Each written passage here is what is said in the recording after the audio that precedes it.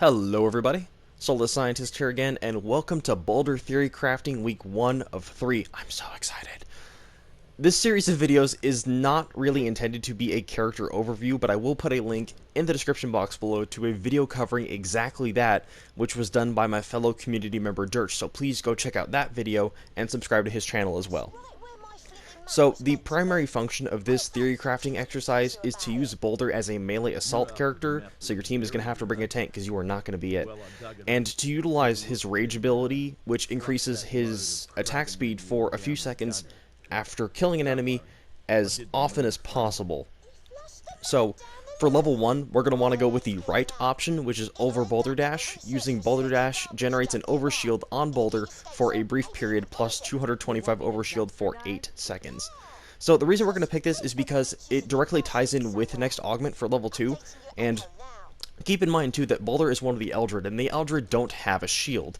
Instead, they have a larger base health amount and a natural health regeneration ability, so being able to get an overshield every X seconds, whatever it is for the cooldown for Boldur Dash, is especially helpful to a melee character.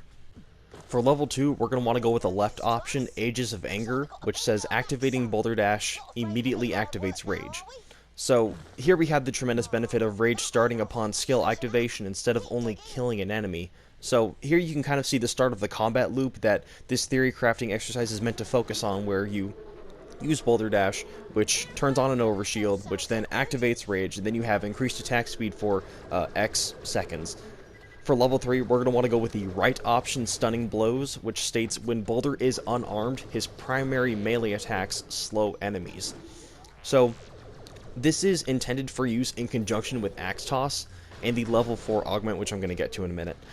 As a melee assault character, slowing enemies will help your ranged assault teammates like Marquis and Thorn, for example, because slower enemy movement should translate into more accurate shot placement because, well, teamwork.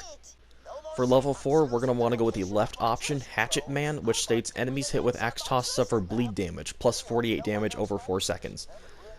For the purpose of this theory crafting exercise, Axe Toss is intended to be a supplementary skill, especially for stronger, or you might say badass enemies.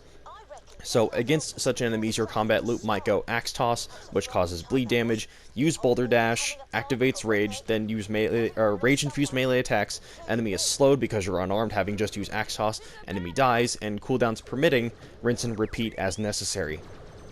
Against trash mobs, you might Axe Toss 1, which causes bleed damage, let your teammates finish that one off, and Boldur Dash another, have rage-infused melee attacks, and enemy will be slowed until dead. This will allow for quick elimination of multiple enemies in the same area, hopefully. For level 5, we're going to want to go with the left option, Rage Speed, which states when Rage is active, Boldur's movement speed is increased by 30%. So now, this is especially important to the build because while Rage is active, you will have increased attack and movement speed, so this will be extremely helpful for moving from one mob to another, in between using Boldur Dash for activating Rage again. For level 6, we're going to want to go with the right option, Deadlier Dash, which increases Boldur Dash damage by 15%. Since Boldur Dash is more central to the combat loop I'm trying to focus on with this theory crafting exercise, I think the 15% increase would work best there. For level 7, we're going to want to go with Wild Blood, which is the left option, which increases the damage of all Boldur's melee attacks by 18%. So how do you make a melee assault better? With stronger melee attacks, of course. And the cool thing about this one, too, is that the description suggests that the 18% increase will also work when Boldur is unarmed, so this is going to be especially great to be used in conjunction with slowing enemies following the use of Axe Toss, like I mentioned earlier, against badass enemies. For level 8, we're going to want to go with the left option, Long Distance Dash, which increases Boldur Dash distance, QED. So this will be great for crossing larger distances to enemies, but we don't yet know how much larger.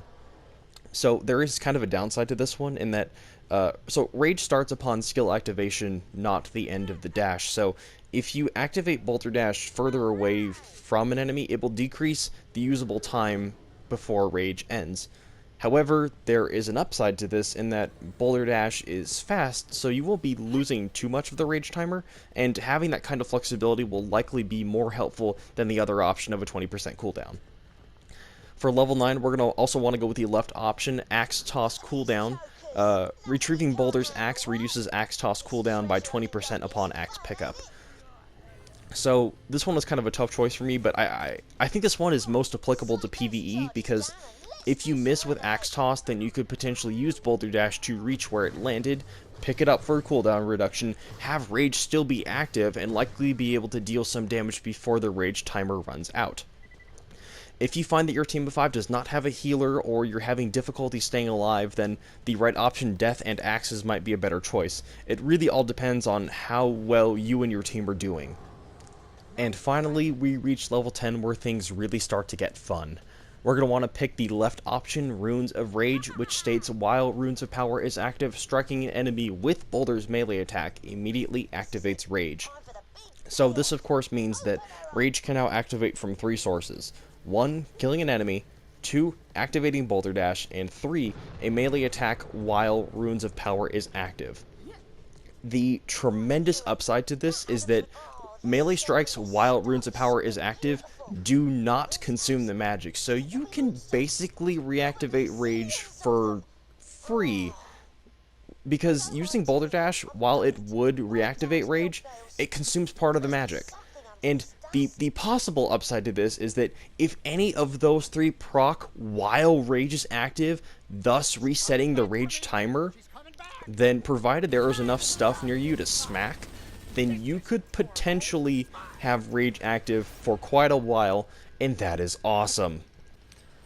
Before I sign off here, I just want to say a very big thank you to everyone who contributed to the comment section last week. I learned a lot from your feedback, and starting with this video, as I'm sure you could tell, the lightly scripted approach is here to stay. So if you like what you saw/heard, please click that thumbs up button so I can tell my spreadsheets they did a good job. Leave a comment below, and please subscribe if you feel so inclined, because there is more theory crafting next week. I had a lot of fun making this one, but next week it's going to be even better. It's my favorite of the 3, so you will not want to miss out. But until then, thank you very much for watching.